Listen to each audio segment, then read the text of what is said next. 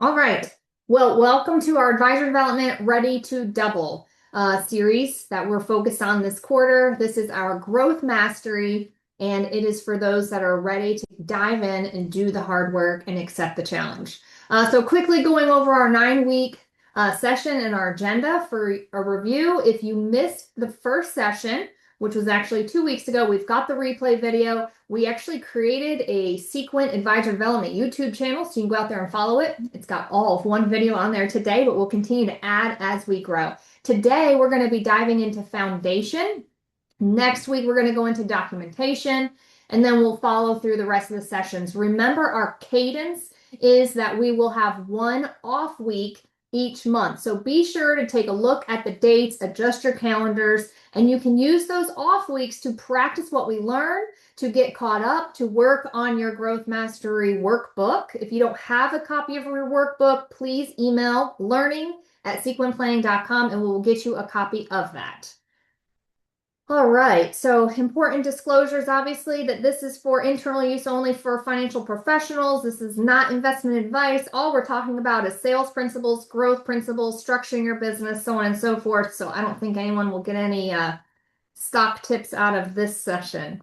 So let's just dive in. Let's get serious. Let's talk about it. And it all starts with the foundation and about building structure.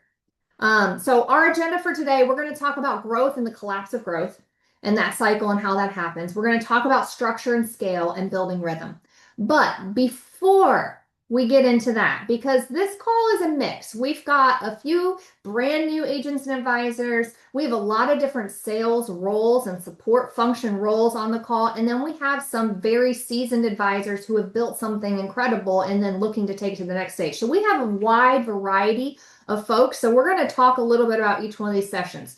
So the very first thing that I need to say is that usually growth is not a hustle problem. Usually it's a structure problem. And we're going to work on that framework, but I want to start all the way at the beginning. Did you know that 90% of new advisors fail in this industry? 90% fail rate. It's one of the hardest careers to make it. And they fail within that 3-year window. So if you're in that 3-year window, then maybe I'm talking to you right now to help you make sure that you're part of that 10%, right? Who are you? I don't want you to be the 90% failures. I want you to be the 10% that stick it out and stay with it for 3 years plus.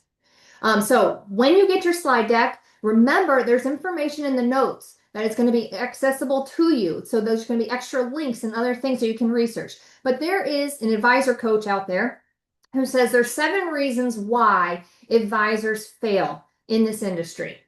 The number one reason is that advisors don't prospect.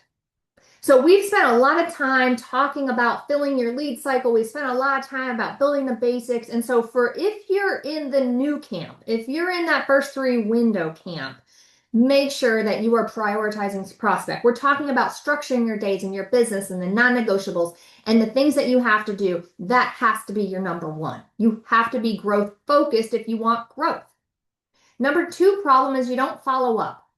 It is crazy how actually every salesperson knows what needs to be done, yet they don't. And I'm just as guilty. How many of you can honestly say that you go to a conference, you meet people, you gather business cards, and you have all the intention in the world to get them in your system, prospect them back, follow up with them, connect with them, and you maybe drop the ball, or you maybe feel like too much time went by, or you do it haphazardly and you don't stick to your process. I know I have failed, and I am very diligent on staying on process. So I can only imagine that ever people have felt in that same kind of situation.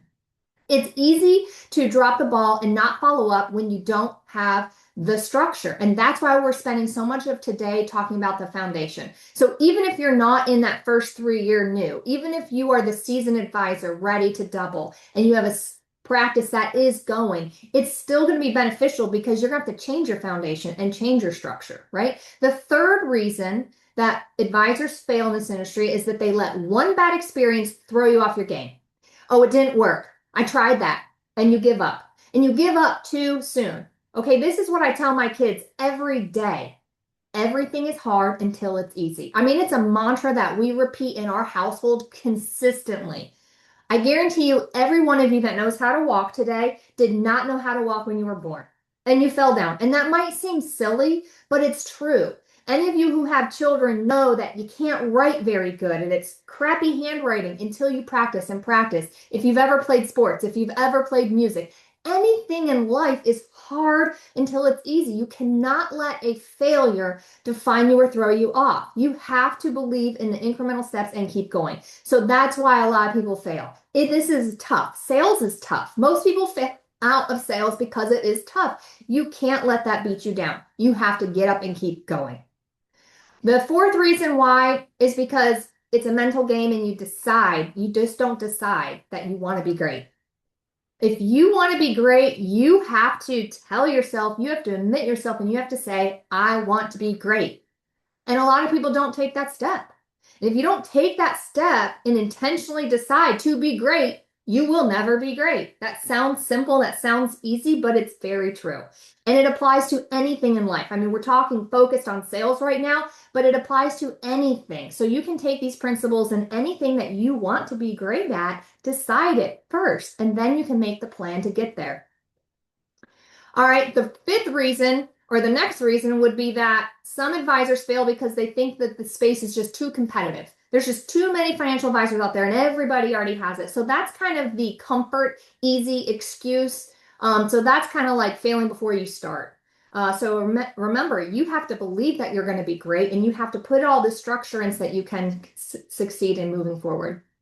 The next mistake is making the same mistake over and over. What's the definition of insanity? Doing the same thing over and over and expecting a different result. We're talking a lot about documentation and structure and how you're calculating these numbers. Hopefully you implemented the weekly scorecard 2 weeks ago. And so maybe you have a little 2-week history, right? So have you identified any mistakes you're making?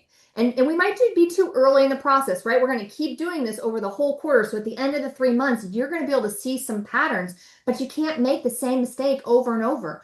Are you letting your email inbox throw you off? Are you letting fires throw you off? And oops, I just ran out of time. I didn't have time to make my calls today. Oops, I just ran out of time. I didn't make my calls today, right? That's making the same mistake over and over, right? We're going to talk about that structure. So that's another reason for failing.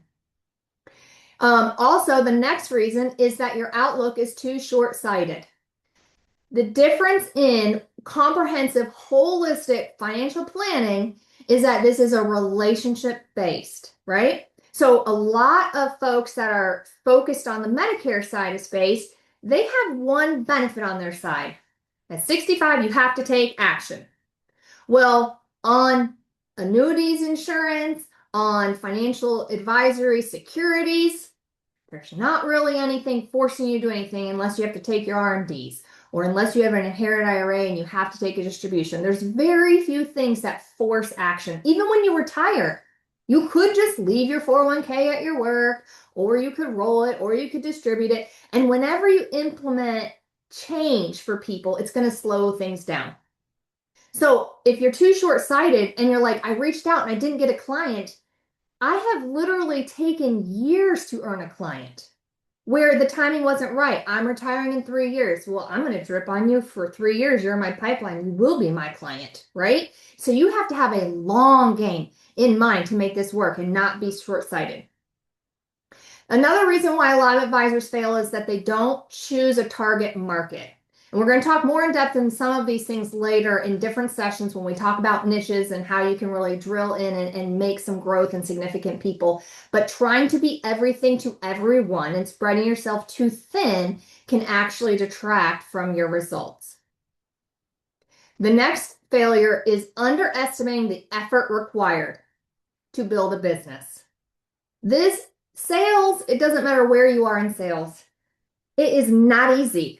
It takes determination, it takes structure, it takes diligence. I mean, honestly, I think that all sales professionals, no matter what you're selling, right? If it's insurance, if it's securities, if it's those of them together, if you're supporting those folks, all sales, in my eyes, is a professional athlete level experience, right? Like you have to think of yourself as a professional athlete. And when you're a professional athlete, you care about everything, your sleep, your eating, who you're around. And I feel like in professional world, it's really no different to be on your A game. So you can't underestimate the effort that you have to put in to build an incredible business. All of the gimmicks out there about it's easy are not true. You have to put in the time to build your foundation and build your structure. Those that don't fail. You don't invest in yourself. This is another reason why so many people fail. So it might take a little bit of money to put the right investment to invest in yourself for structure, right? So companies will invest in structure. They'll buy Salesforce for CRM, or they'll buy, systems for organizing communications. But what about when you're 1099? What about when you are your own business owner? How are you investing in yourself?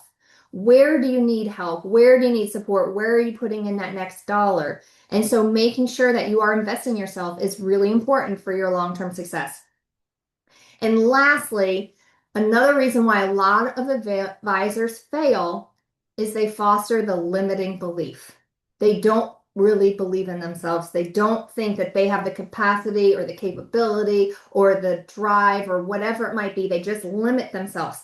Fixed-minded is going to be your biggest enemy. You have to adopt a growth-minded mindset. You have to think bigger, dream bigger, shoot for the stars, right? Like all of those things.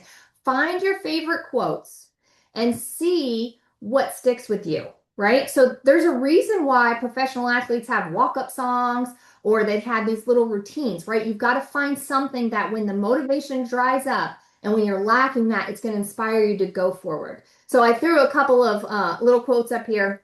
So most of the time you'll fail, but you'll occasionally succeed. So those occasional successes make all that hard work worthwhile.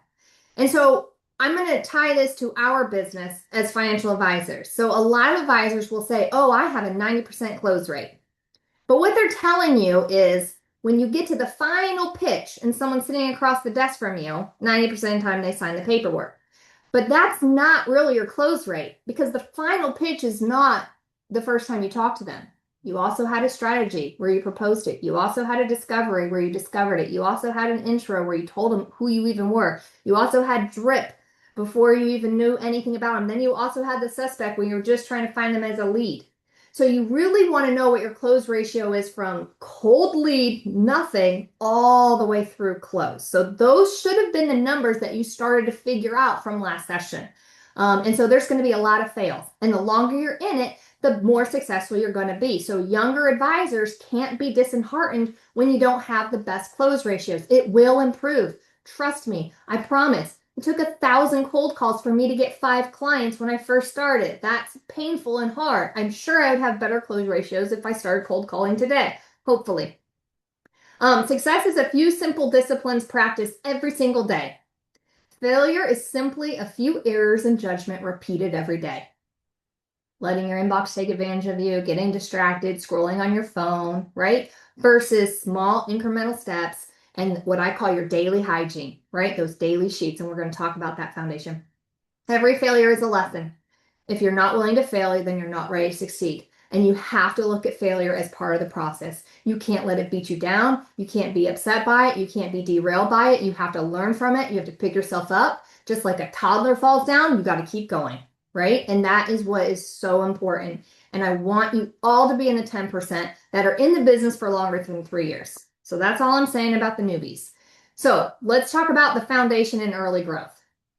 So if you look at this little, I do a lot of these 3 things. If you sat through a lot of our advice development, you know I like these 3 clusters and how they come together. So if you look on the left, right, you see the trust, value, and opportunity. If you look at the small little triangle of where that overlaps, that would be your client wins when you first get in the business, right? So you have all kinds of opportunity, you bring value, but maybe you just don't have quite enough trust yet. So how do you build trust? How do you increase that trust and push that circle in towards the value and opportunity? So what are you doing to build all of your skills, develop your craft, and set yourself apart from all the other advisors, the sea of sameness that we talk about all the time?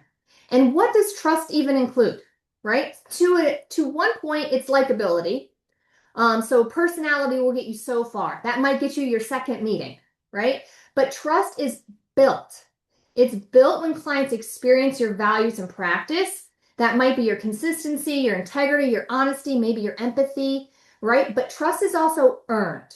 When clients acknowledge and appreciate your expertise, your competency skills, and it's kept when you own it, when you do what you say you're going to do and you do it 100% of the time. So you have to think about trust as multiple steps, and likability is part of it, but building trust, earning trust, and keeping trust, all three are just as important. And then what about adding value? How do you add value? If you can push that value circle down into the trust opportunity, you're going to have more client wins as well. So how do you do that? Well, adding value is solving problems.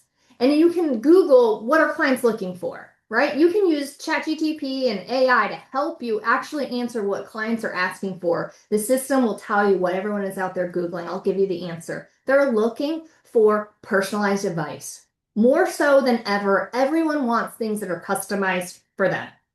So financial planning, personal advice, risk tolerance, investment alignment that is custom for them, retirement income planning that's specific for them. They want that feel of customization. Now, I'm not saying you actually have to customize every component for each client. We're going to talk about how that's not real efficient, but the clients want to feel that. They want that from you, and you have to offer that. So integration of life, health, and wealth, that's what Sequin is known for. That's what stands us apart from a lot of the different organizations that are out there, right? We don't want that. You have an insurance agent over here, an advisor over there. We solve problems for our clients because we're holistic. We're communicating those complex concepts easily with transparent fees and pricing structure. That's how you add value. Offering that doesn't mean that you have to be everything to everyone. You have a team of people around you and behind you. And then what about opportunity? How can you push that opportunity circle in, right? We want value, trust, and opportunity to keep moving in and in and in until all three of them are overlapped. And that's how you get this, what we call the flywheel of clients coming to you. That's how you get inbound phone calls and people are coming to you, and you don't even have to worry about prospecting anymore because you add so much value, you have so much trust, and the opportunities are coming. It takes time to get to that situation and stage, but I promise you, I've seen many advisors reach that, and it's amazing, right? So how do you get that opportunity circle moving? Well, you ask for it, you find it, or you make it. So again, there's a little bit of hustle to being good at sales, but we're talking today about structure. I'm going to pivot my conversation a little bit. This might be uncomfortable for some of you. So there's a great book called The Ideal Team Player. And I know this is going to rub some of you the wrong way. Sorry, not sorry, I suppose. I love the Ideal Growth Team Player here.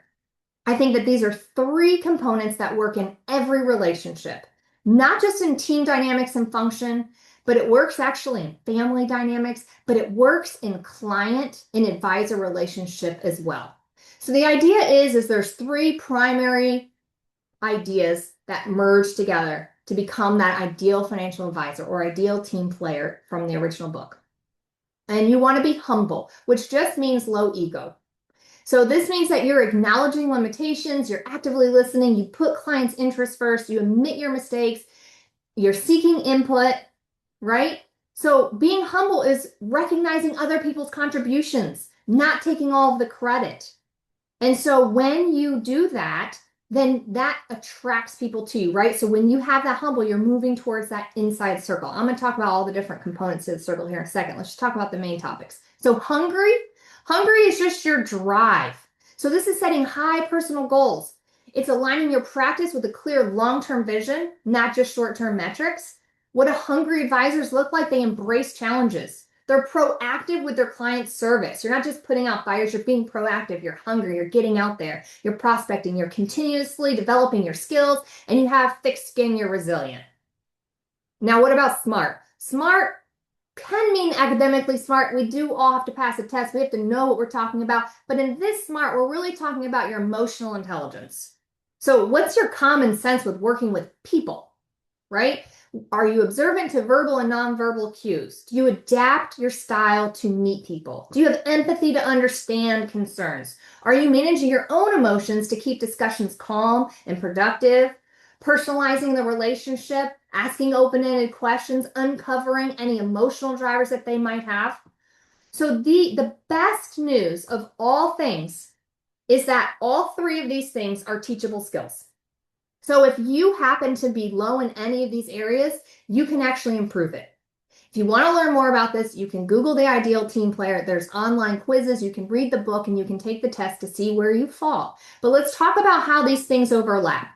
So if you are all hungry and you have no humble and you have no people smarts, that makes you a bulldozer. Can you think back in your career, in your life? Have you ever met a financial advisor at any event who you know is just a bulldozer? Like they don't care about anybody or anything. They are just doing what they want.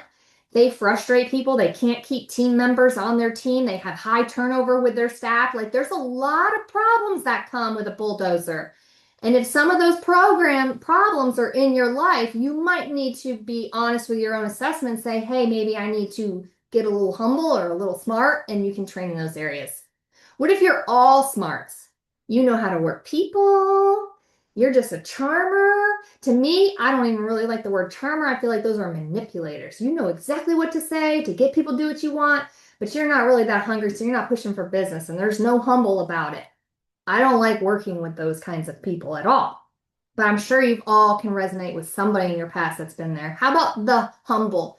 All humble with no hungry, no smart. This is the pawn. This is the pushover. This is the person who gets walked all over, the doormat, the sweet, sweet person, but there's no hunger and drive for themselves. They don't really know how to navigate the situation. They don't even know when they're being taken advantage of or when they're not, right? So you don't want to be in those outer rings. But what happens when you have two of the three, right? Humble and hungry. Accidental mess maker. What does that mean? Well, that means you're humble, but you're also really aggressive, but you don't know how to read people. So you accidentally make messes. You can't read the room. So if you can't read the room, then you need someone to help you. Hey, how do you do that? How do you read the room? How do you know when to pause? The biggest problem that I see within financial advisors with this area focus specifically is ignoring the wives. A lot of male advisors, and sometimes female advisors too, to be quite honest, will focus on one spouse and not the other. That's an accidental mess maker. That's not being real smart, right? Emotional intelligence and bringing the cues of both people sometimes. So that's like an example there. What if you're a lot of hunger and you're really people smart, but you lack no humility? Well, that's where you're that skillful politician. And that's really the mastermind manipulator puppeteer, right? So those folks are not too pleasant to work with, but also clients don't necessarily enjoy working with those people either. Those advisors tend to have higher turnover and burnout with their staff and with their clients. So how about humble and smart? What if you mix those two together? Well, that's our lovable slacker. We all love lovable slackers. They're great people. They know how to read people. They know exactly what to say in any conversation, but they got no hunger. So they got no results. So they're not really going to make it in the advisory and sales world, right? So the ideal advisor's got to balance all three of these. So just look internally at yourself and be honest. You're probably lacking in one of the areas, maybe two of the areas. I don't know, but you do. You know yourself better than anybody. And if you can work on those other areas, you will move towards that center. When you're a more ideal financial advisor, you're going to, in the previous chart we looked at, you're going to converge the value, the trust, and the opportunity. You're going to get higher sales when you focus on that. All right, so now let's talk about the growth trap and the collapse. So early success, this is the pattern that all advisors go through. They hustle, they work really hard because they know the fail rate is 90% and they're like, I am not 90%, I am going to make it. And they work so hard. Then there's the response, right? And if you've watched previous advisor developments, you know this. We cycled this out. You work hard on prospecting, you win a client. Now you have to service that client. You're responding to it. You're being everything to everyone. Why? Because we own our business and we're young and we're doing it on our own and we don't really have the money to invest in a big team. So we're just going to do it all. Creates that bottleneck. So that stalling pattern is after you win business, then you service the clients, your inbox starts exploding, you become in this takeover mode, this reactive mode, prospecting falls off the wayside, and then you're in a drought. I can't tell you how many advisors that I've talked to personally that have said, I'm stuck, I'm dead in the water, I'm in a drought. Well, you're in a drought because of this pattern. You're not alone. This is very normal. Almost every advisor that starts off as a sole practitioner goes through this. You do not stop growing because opportunity dried up.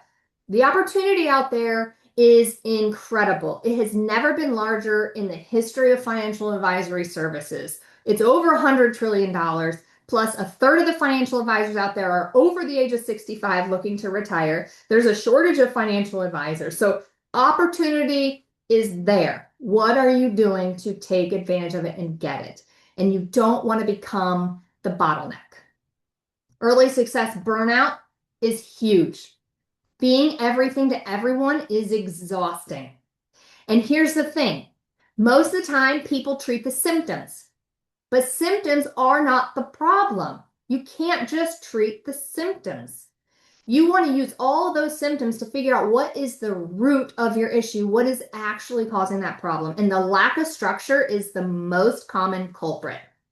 Symptoms might include always living in your email, being reactive instead of being proactive, right? Prospecting is inconsistent. That's a symptom, right? It's a symptom of not having structure. Some people call that the problem, but no, not having structure is the problem. Working long hours, not being able to step away, those are symptoms, not the problem. It's a symptom of no structure, that your time is getting away from you. So many advisors burn out. They give up because they're burning out. And the structure helps you not burn out. The structure helps you accomplish much more than people. People will look at you when you get good structure and they will just be amazed at the amount and the volume that you can do with your time because of how organized you are. So what are some of the other growth traps that are out there? The biggest one is over-servicing your client. And younger, newer advisors fall to this so bad because you're eager for your wins. So you're pouring all this attention into your new wins. You're setting that expectation so high, weekly emails, monthly calls or reports. I mean, it's like all of this. And then you start getting busy and they start dropping off. And they're like, well, what the heck? You like showered me with love and then you just disappear. So having that service model is so important. Lack of automation is another growth trap. Manual planning, using worksheets instead of software, being the portfolio manager and custom picking every single client's own portfolio, unique holdings, doing the trading, that is not repeatable, right? There's no consistency there. You have to be able to have customization with consistency and repeatability as well. So it's a fine line between the two. And then another big growth trap is never saying no. This one is really hard for advisors to do because when you're younger in your career, you have to accept everybody because you need new clients and you need revenue. So yes, yes, yes. You got a problem? Yes, I'll solve it. I'll figure that out. I've never done it, but let's go. Let's do it.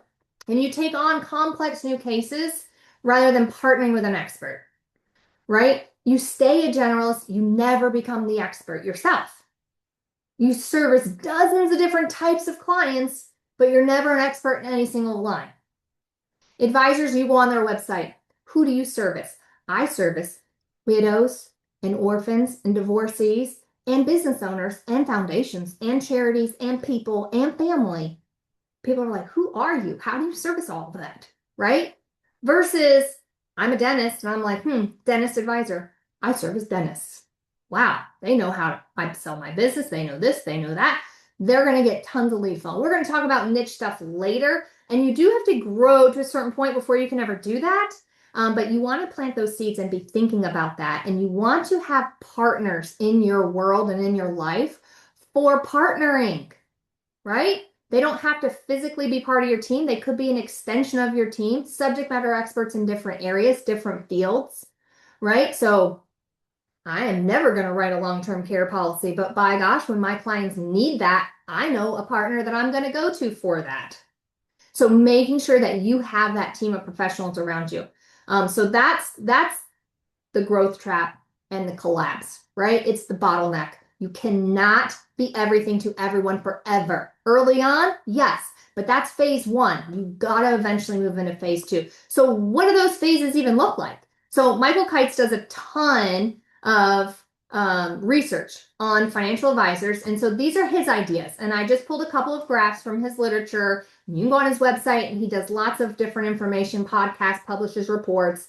Again, the website is in our notes section. But he says the most profitable structure is a three-person triangle team.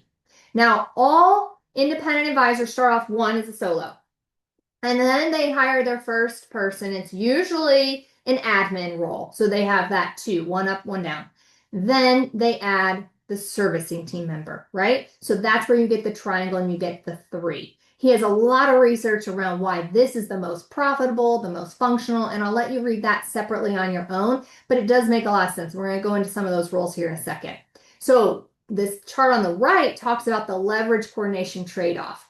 So when you're only one person and you have no staff, you get no leverage. You have to do everything. So adding people to your team lets you offload tasks so that you can be freed up for prospecting, business development, relationship management, right? Being the rainmaker. But then when you start adding a lot of team members, now you're spending a lot of time managing, coordinating. You have challenges, you have HR issues, you have conflicts among your people, and you're spending all of your time doing that. So that's why he says the three-person team works. Now, I've worked with financial advisory teams who have been 20 people, and I've worked with teams that have been 2 people. So been through the gamut. There's a lot of things that you can do around the structure of those teams. So one idea is to structure around the 3 core functions, right? So you've got the producer, that's the grower, that's the rainmaker, you're generating, you're building relationships, you're opening doors. Then you have the service, all the client experience, right? Managing those accounts, distributing any of the day-to-day cash needs, all of that stuff. Then you've got your operations, the execution engine, right? So it might include some of your marketing, it might include some creativity stuff, or it might even include like billing and compliance, which is what a lot of people will use sequence planning for, right? Offload those operation things so that you can focus on those core. There's also 5 main functions. So as you develop your team larger, or as you might partner with an advisor, you might say, okay, the 5 core things are business management. That's going to include all operations. It's also include all the HR stuff and managing the people in the team. Business development, that's all the sales. That's the rainmaker. Got to be bringing people in. Investments, running the investments, financial planning, running the plans, and relationship management, all the service. You scale by separating roles, not by doing more. Just think about assembly lines. Think about manufacturing, right? Like, how did we get to the point where we have as many cars as we have? I mean, the very first car was built all pieced together by one person. So what did they do? What did we learn? We learned that becoming an expert in one thing makes you faster. Repeating the same thing makes you faster. So that's how we scale. And we take that application and we apply it to anything and everything. Not by doing more, that's going to slow you down. So the problem is that most advisors try to sit in all of these seats. And you have to early on. But at some point, you have to step away from that. So what that looks like is the selling, servicing, fixing. That leads to burnout. That leads to bottlenecking. You're constantly switching tasks. There is no leverage. That will never get you to the next level. So if you're in that seat, and if you're early enough, that's okay. You have time to hustle. You don't need to bring on your second person or your third person yet. We're not there. We haven't reached your capacity. But if you have reached your capacity, you will not reach your double goal until you bring on another person and start separating out roles. So it's the great shift. Scaling happens when you protect your role at all costs. When you look at yourself and you realize, I'm the rainmaker, I'm the one who's gifted at bringing people in, I'm convincing people to switch in, like I'm doing this. Now, what tasks can I offload? What does not need me? Does sending an RMD to the bank need you? No, right? So you have to be thinking about those things. The low growth model is when the producer, when the advisor is doing 70% service work and 30% prospecting and growth work. You will grow. You will grow average rates. Average advisor last year only grew 1%.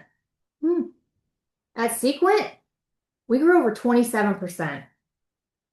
Our custodian called us and said, how are your advisors hitting double-digit growth when the whole industry last year was single-digit? I said, well, our advisors are leading with holistic solution. They're integrating insurance and securities together and they're being comprehensive for their advisors. I don't know what to tell you. They are awesome. I'm super proud of how our advisors are going to market and how they're solving that problem.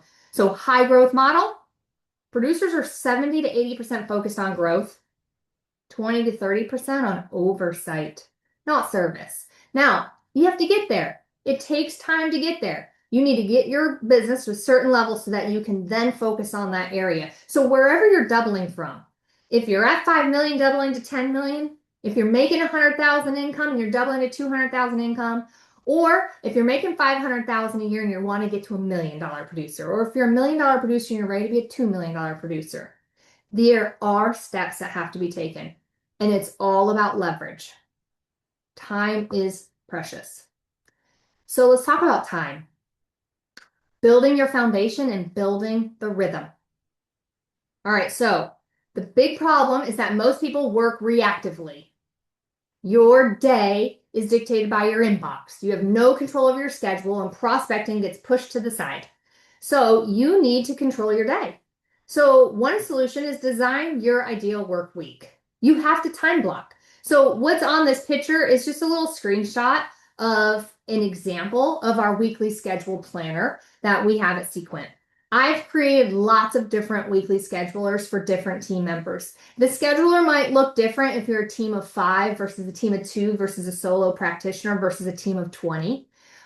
When I was practicing, I actually printed my weekly scheduler out on neon yellow cardstock and it sat on my desk. One side was my scheduler and planner, the other side was my tracker, the weekly tracker. So I would toggle back and forth to hold me accountable. I had my absolute mandatory must-do things listed at the top with a checkbox so I could get them done. I had my time blocks highlighted, my calendar was blocked. Organization creates efficiency, and you will multiply your productivity, guaranteed. Work ethic is important because unlike intelligence or being athletic or charismatic or any other attribute, work ethic is a choice. And as a former coach, I used to coach gymnastics, I will tell you that there was nothing worse than someone who was naturally talented that wouldn't work. It was awful. But there was nothing better than somebody who had complete work ethic and dedication. They would be the best. Now, the ultimate is getting both of those together. That's where you really become elite, right? So if you're naturally a good salesperson and then you add a little work ethic to it, you will be part of the 1%. But maybe you're not that strong of a salesperson. Guess what? That's okay, because people do business with people they like, and we need lots of personalities. If any of you were at Sales Forum last year, I think one of our guest speakers was talking about salespeople being like music. And I love that analogy because everybody loves music, but we all might go to a different concert. And that's how I view all of the financial advisors. People are going to be gravitated towards people that they like, that are like them, that they connect with. So we need every kind of type of person. And if you're not that aggressive, bold, like strong sales extrovert person, that's okay. Plenty of introverted, quiet, more mild personalities have excelled strong, and they do it because of their ethics. So time blocking has to be your non-negotiables. If it is scheduled, you have to do it. If it's not scheduled, it doesn't happen. Growth activities must be a coveted spot in your calendar, and it has to be protected at all times.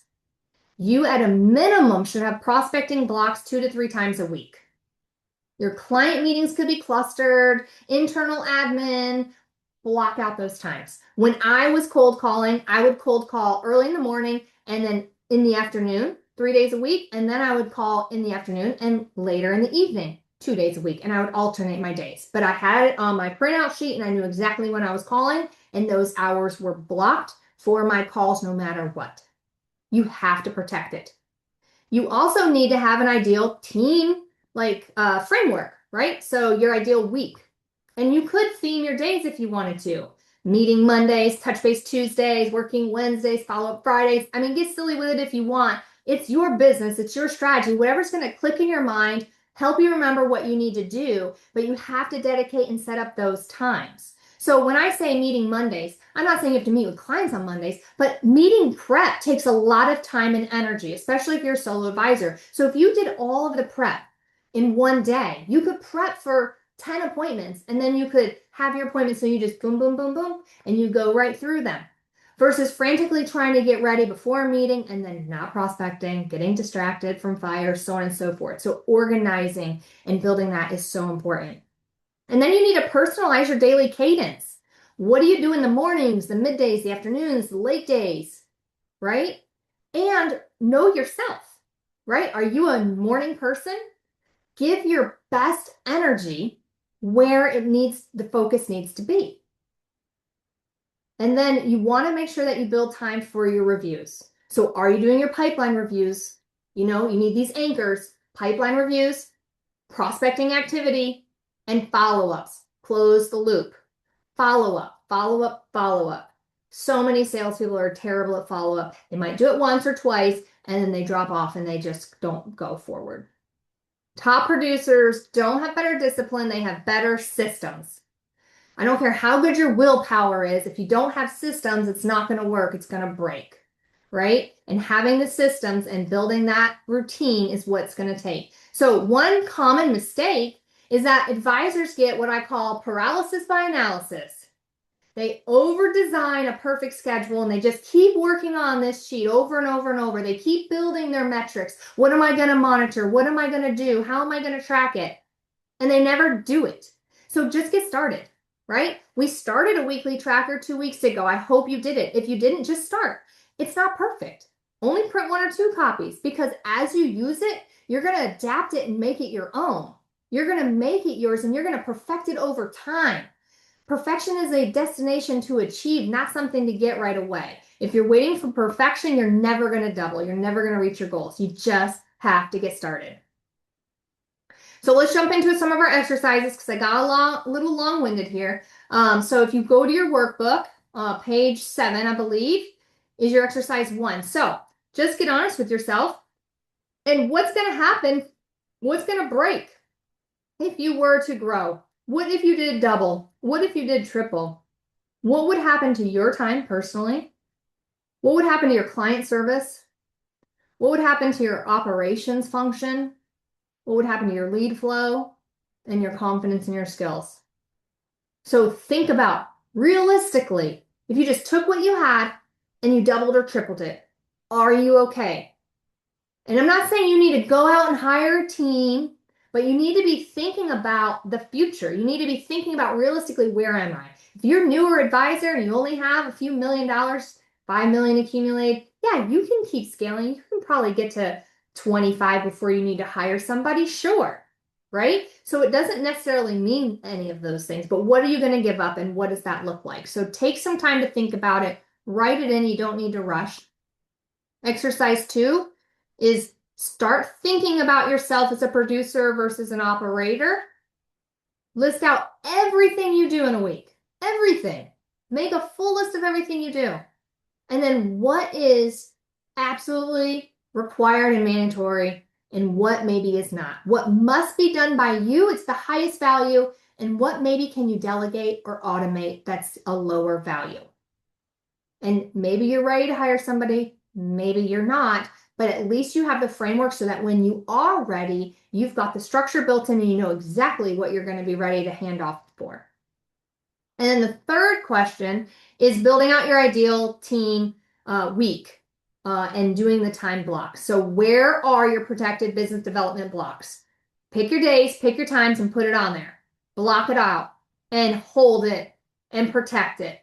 And don't violate it. Leave it there. And if for some reason it must be moved, then you put it somewhere on the calendar so that it gets done.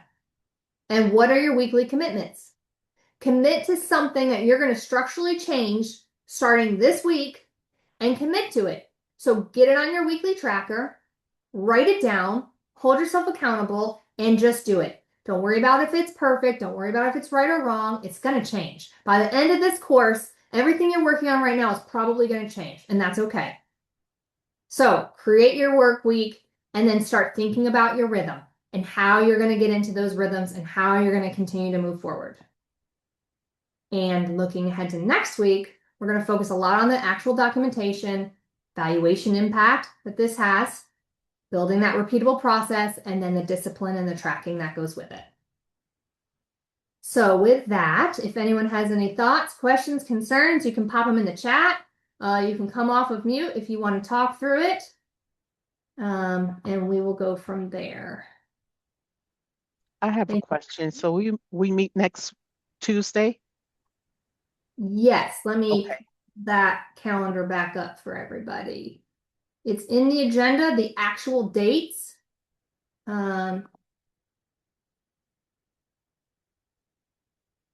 So the 28th will be our next meeting, and we'll meet on May 5th.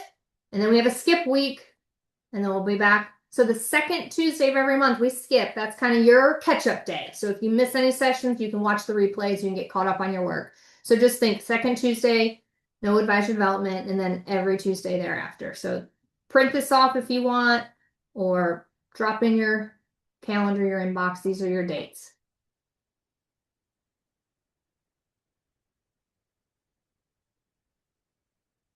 Any other questions? I just want to thank you, Chelsea, for your time and just all your insight. You bring so much experience that at least I know I don't have yet. So I just appreciate you pouring into us. Thank you so much. Appreciate that comment, Bernadette. Thank you. All right then. Hope you all have a great rest of your day. I hope that you take something and that you implement it and you got those worksheets going, those workbooks going, and you feel free to reach out to me anytime if you need anything. And we will see you next week. Bye, everybody.